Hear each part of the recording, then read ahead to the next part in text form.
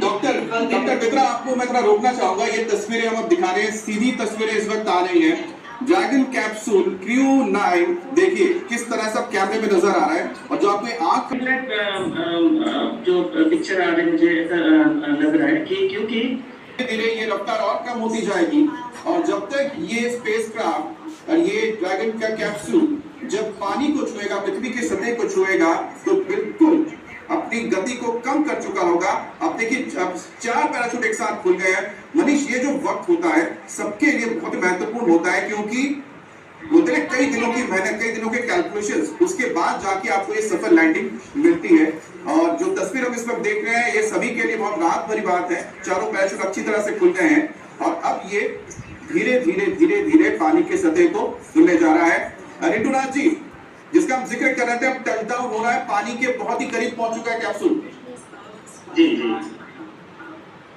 ये 4 पैराशूट खोल गए, मतलब हो गए, इट्स ऑलमोस्ट टच डाउन हो ही गया, स्प्लैश डाउन बस रह गया। Now there is a ship which is waiting for them. थोड़ा सा डिस्टेंस पे शिप है जहां पे उनको लिया जाएगा। अभी मेरे ख्याल वो पिक्चर भी आ जाएगा थोड़े टाइम में।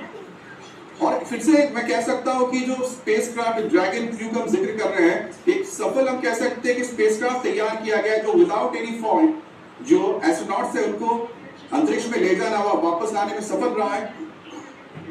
जी ये जो 17 आवर्स ये इसके लिए है कि इसकी सेफ्टी स्टैंडर्ड बहुत ज्यादा है। ये बैलिस्टिक एंट्री नहीं लेते हैं, जो कि रशियन साइरोच जो बैलिस्टिक एंट्री करते हैं वो 3.5 घंटे में आईएसएस से लैंडिंग कर लेते हैं, लेकिन इसको 17 आवर्स है, इसलिए कि हाँ डॉक्टर मिला, अगर आप ये बता पाए, क्योंकि अंदर की तस्वीरें आ रही हैं और बाहर की ये तस्वीरें जिसमें चारों पैराशूट बिल्कुल स्प्लैश होने के बिल्कुल कगार पर है, हो सकता है कि आपसे कुछ देर बाद तस्वीरें भी आ जाए, क्या चल रहा होता है अंदर? एक्चुअली अब चारों की 4 तस्वीरें जो आ रही है जो इस समय वो बहुत ही काम एंड कंपोज है, लेकिन इम्पैक्ट के साथ कैसे चेंज होता है पूरा का पूरा एनवायरनमेंट, और खासतौर पे जो शिप वहां पे रिकवरी के तौर पर है, वहां पे कितने और डॉक्टर्स एक्सपर्ट्स की टीम होती है जो इनको जाकर सीधा मेडिकल एड के लिए ले जाएगी?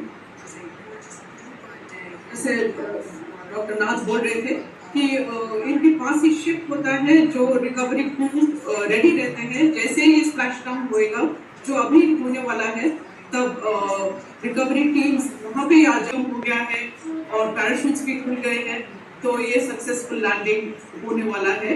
और अभी इनको ये था वाइब्रेशन की फीलिंग नहीं। आप जैसे बता रहे हैं वैसे बहुत ही एक ऐसी तस्वीर जिसको देखकर हर किसी ने बहुत राहत की सांस ली है। और ड्रैगन क्रू 9 कैप्सूल आप देखिए टच डाउन होने वाला, बस पानी के सतह को छूता हुआ, और जैसे ही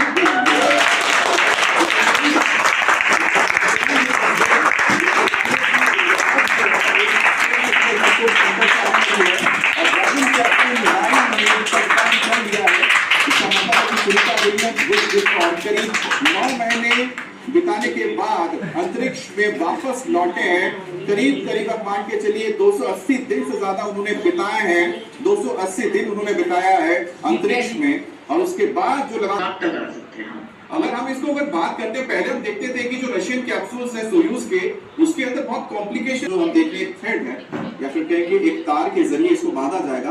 अब हो सकता है इसके बाद इसको क्या ड्रैग करके ले जाया जाएगा, क्योंकि यहाँ पर रिकवरी शिफ्ट तो यहाँ पर मौजूद है, और जैसे रिकवरी शिफ्ट के पास ये बोट इसको कैप्सूल को ले जाएगा। अब देखिए शायद हैच को खोलने की कोशिश हो रही है, इसको स्टेबलाइज किया जा रहा है यहाँ पर।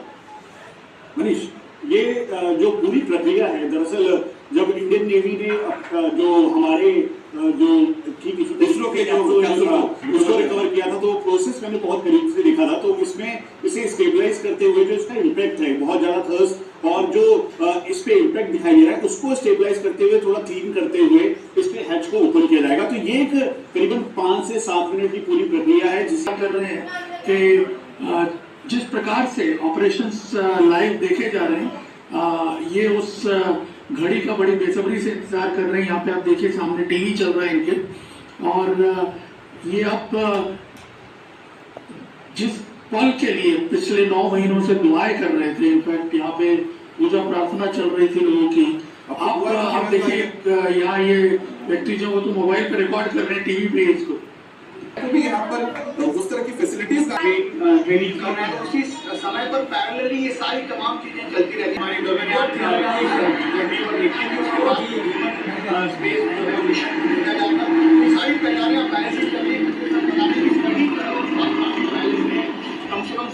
साल पहले इस बात की तैयारियां जो है शुरू हो गई थी। तैयारी ये चल रही है कि जैसे ही इसको सिक्योर किया जाएगा, यानी ठीक से इसको यहाँ पर सिक्योर कर लिया जाएगा, उसके बाद महीने के अंदर एक कोई रिकवरी के लिए जाएगा और वो लेगा। अब देखिए हैच खुला। अब हैच खोलने के बाद अब यहाँ पर जो क्रू, यहाँ से जो बाहर के जो क्रू अंदर दाखिल होंगे, दाखिल होने के बाद जाके उनको वो उनके जो बेल्ट हैं, उनको जो सेफ्टी उनके जो बेल्ट खोला जाएगा, फिर धीरे धीरे उनको बाहर लाया जाएगा और इसी का इंतजार किया जा रहा था। तो आखिरकार ये सफल ड्रैगन क्रू 9 वापसी के बाद अब रिकवर किया जा रहा है। पर Sunita Williams that was brought into frame that will help protect the edge of the side hatch.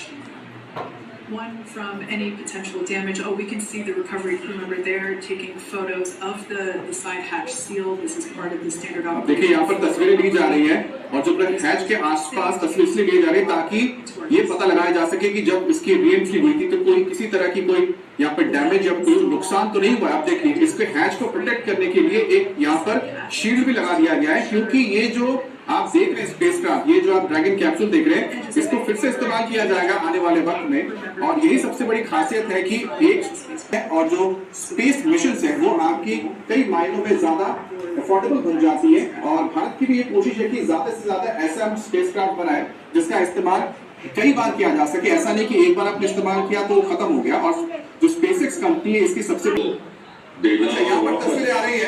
RP Singh साहब जो तस्वीरें हम बता दें, जहाँ पर देखिए बिल्कुल सकुशल है, सबने थम्स अप करके बताया, यहाँ पर उन्होंने हाथ हिला के बता दिया है कि जो चारों एस्ट्रोनॉट है वो पूरी तरह से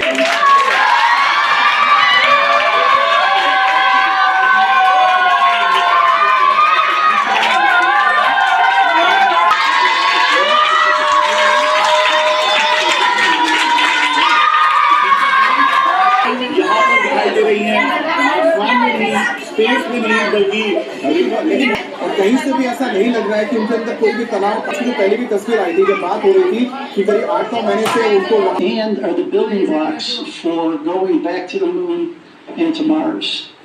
So Nick Alexander. इंतजार था सुनीता विलियम्स और Butch Williams.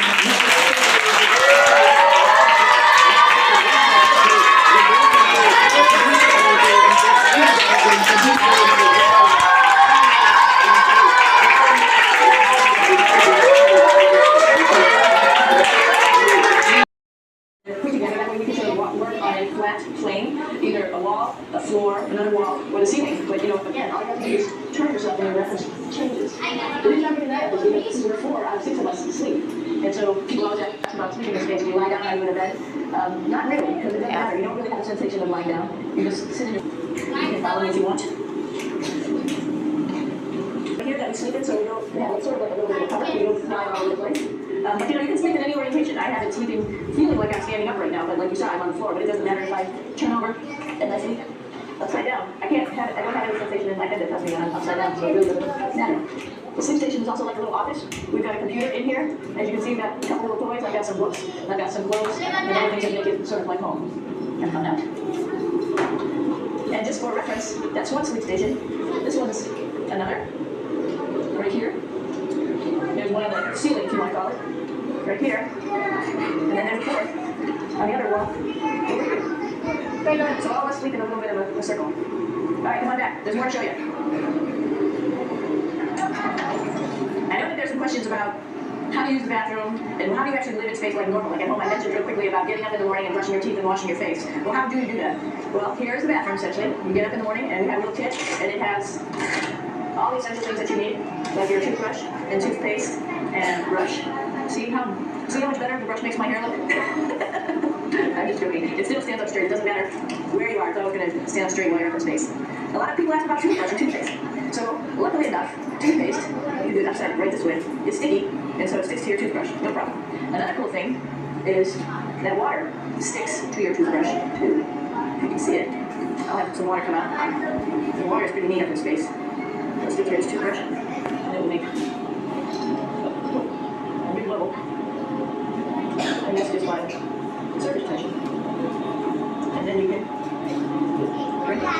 So a lot of people ask about what you do with the toothpaste after you brush your teeth.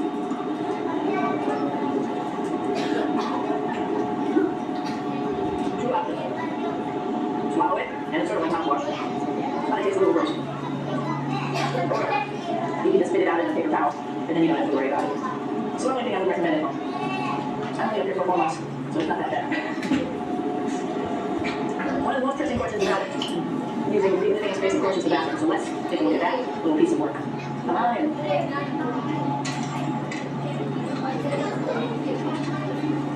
Here we are at the throne. This is awesome. You might see the little, you might notice a little moon on the outside. This is our orbital outhouse right here.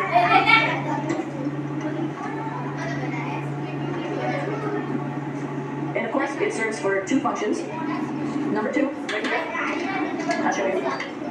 Well, you see it's pretty small, so you have to have pretty good aim. And you're ready to make sure things get let go the right direction. And it smells a little bit, so I'm closing it up. And that's course for number 2. And this guy right here is for number 1. So there's sort of 2 slightly separate functions, but you can do essentially both by hanging on right here and doing number 1 and number 2. And my dad is color coded, so you really don't get it mixed up, which is nice. This is yellow for number 1. And also, there's a selection of paper. People love that much toilet paper. We do toilet paper. What kind of toilet paper do we have? We have lots just because sometimes it does get messy. We have some Russian wipes, which are a little bit coarse if you like the coarse type of toilet paper. We have some nice tissues, which are nice and soft if you like the soft toilet paper.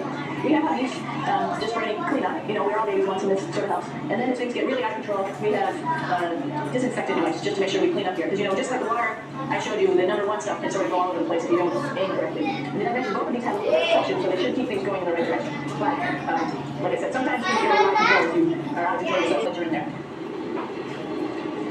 Here's a pretty cool place. This is sort of like in your house where everybody meets in the morning. After you wash your face, brush your teeth, you want to find something for breakfast. And this is our kitchen. You might notice there's all sorts of foods here. It's like opening the refrigerator. You got all your different stuff that you want to have. Drinks, meats, eggs, vegetables, cereals, bread, snacks. And that's a good place. That's really $5 candy. Side dishes, and then some little power bars just in case. So we have all this type of food. Some of it is dehydrated, and so we have to hydrate it, fill it up with water. Some of it is already made, and then all we have to do is heat it up. So something like this, I'm pulling out barbecue beef brisket. Pretty yummy. Not only is this food made in the U.S., but we also have food here from Japan. We've got Russian food. You can see all these red containers are filled with food that's from Russia. And then we get some of our specialty stuff, some things that we like, some of our favorite stuff that your family can send up. In fact, I like fluffernutters, and so I got sent up some fluff so I can make my fluffernutter with peanut butter. So you have a lot of food up here, no problems.